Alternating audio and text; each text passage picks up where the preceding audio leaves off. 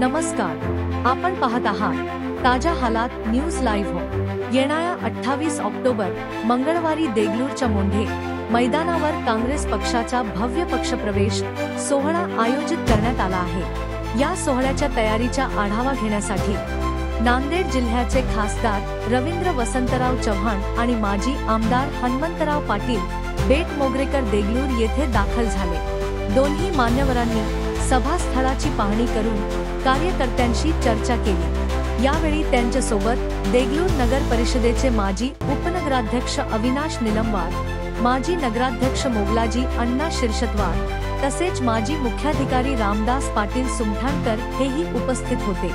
यानंतर rest house मध्ये पत्रकार परिषद घेऊन पक्षप्रवेश सोहळ्याबाबत आणि स्थानिक राजकीय घडामोडींवर चर्चा करण्यात आली। सूत्रांच्या माहितीनुसार या कार्यक्रमात अनेक वरिष्ठ नेते व पदाधिकारी सहभागी होणार आहेत।